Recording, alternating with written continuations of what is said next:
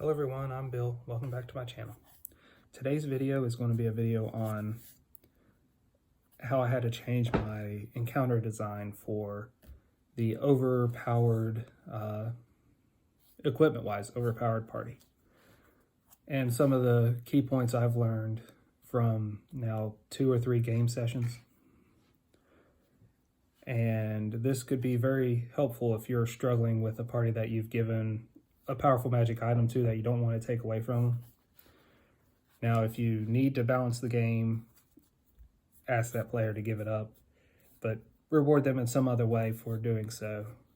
Don't make it, you can't have that as much as just talk to them about it. But the encounter design I've had to do has been off balance. Because I allow them to have two characters each every game. So there's a numbers difference than the challenge rating is normally built for Pathfinder or D&D. So, and I've already discussed that on my how to build an encounter and stuff, because I use my large party as an example. In addition to that, they're equipped in such a way that anything I throw at them that's a challenge rating of their level, they are going to destroy individually each first turn. Now, with exceptions to poor dice rolling, it's pretty much going to happen every turn for every creature. The other thing I've noticed is that when they get to attacking, some of them can get up to 3 attacks in a turn. Others can do an average of 30 to 50 points of damage in a turn without a critical. But he usually gets one massive attack. So there's some of my limitations. Also, they haven't really dug into their items yet and displayed a lot of their abilities yet. My other handicap is the fact that their hit points, although some of them increased them by increasing their con score with the money they had, isn't really up there for them to really fight the things that could hit them without me having to modify anything. I think their average hit points is somewhere between 30 and 70. So, but their ACs are somewhere around the 30s.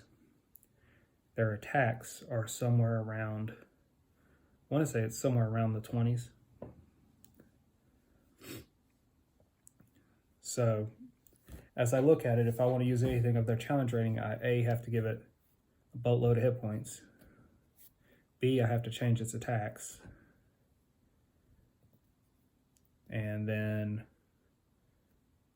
usually I don't need to modify their damages. So, one thing I've learned is that don't use a single creature unless you can give that creature more attacks in a round or more abilities to use in a round. And if you're going to use a single creature, make sure to use a bunch of minions. I'd probably have to use 5 minions per party member if I was using minions. The party managed to kill something that was challenge rating 17 as a 5th level party in 1 turn with a critical. That was the strong guy that could do about 50 points of damage in a turn. After that encounter, I started to get a feel for what I was needing to alter. The way that the undead work in the campaign they're in is going to give me some advantages, because a lot of them, it doesn't matter what the party does, you can kill it easily. What matters is what it does after you kill it. Does this undead rat emit a fireball when it dies, or does this undead rat emit a area of negative energy? Well, that's going to suck, because A, you'll take damage for being in the area, and B, all the other undead will heal. So, the easiest rule of thumb I got is for every 4 party members you got in the party, have one creature that is either their challenge rating modified with the attacks needed to hit, and it doesn't have to be greatly attacks needed to hit, but say their attack bonus is normally +5, add 10 to that, so they have a 15.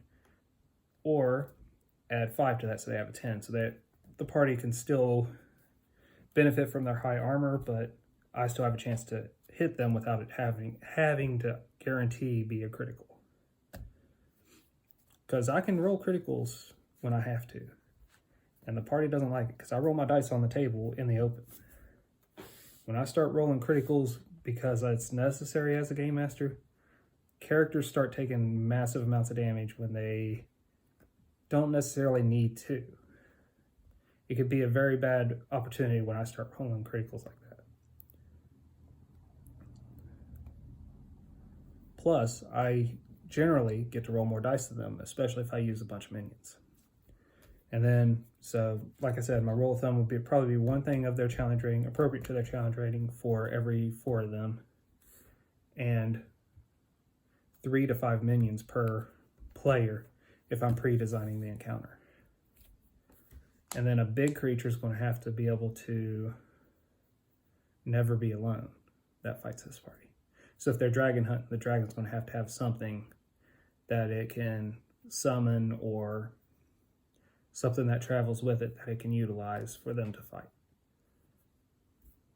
Besides the fact that all dragons in my campaign are a terrible thing to fight, because A, I use the Draconomicon and modify their feats a whole bunch, and B, I make them access to all magic, not just the spells that are normally listed for them.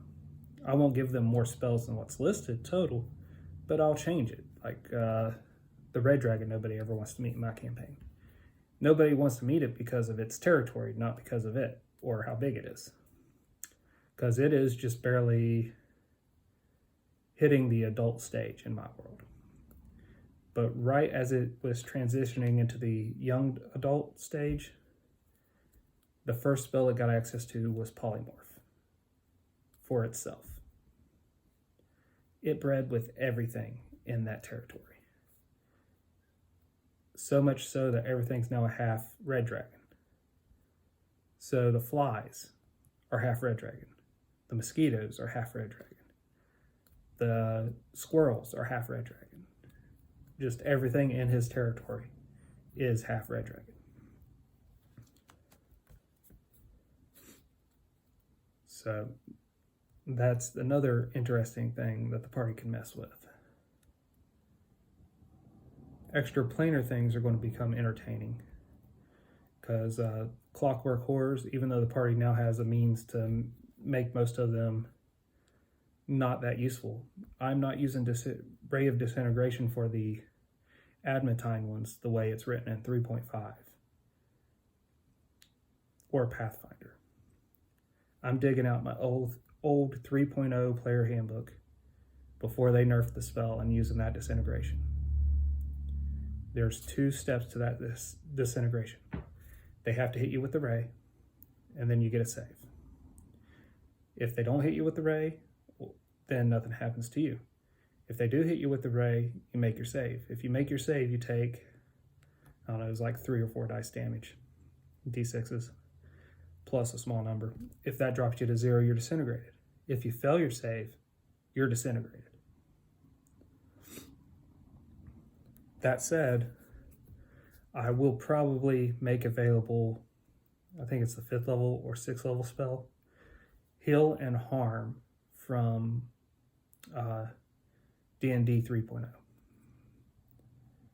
The way Heal and Harm are written in that, harm, I touch you, so I have to make a touch attack. You are, I believe you get a saving throw, but if not, it is what it is. And then you're dropped to D4 hit points.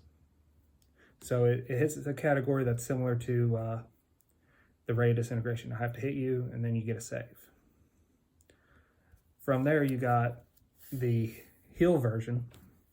Since you're using it on your allies, it's pretty obvious. Touch your ally when you cast heal. Heal heals you 100%. Doesn't matter what your hit points start at. Doesn't matter what level you are, doesn't matter how down you are. So a barbarian that's down 200 hit points would get 200 hit points back. And then as you progress into the epic levels, if you're down 1,000 hit points, they cast heal on you, you're back to 1,000 hit points. So that, I find that to be more balancing. Instead of it only heals you so many hit points based on the caster level. Besides, it takes a spell slot. Why should it be nerfed? The same thing, though, you can reverse heal and harm. Heal you can use as a touch attack against undead. If they get a save, they get a save, just like harm. And then they're dropped down to a D4 hit points. And then harm cast upon undead would heal them fully.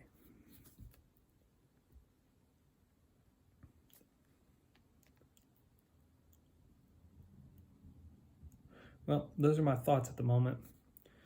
Hopefully some of this could help you if you're struggling with encounter design.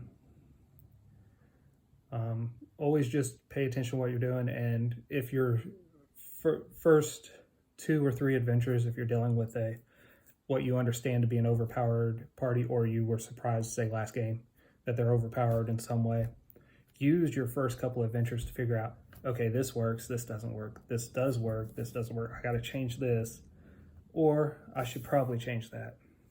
Now, when I'm using the more powerful creatures, I'm not giving them that experience of that type of creature.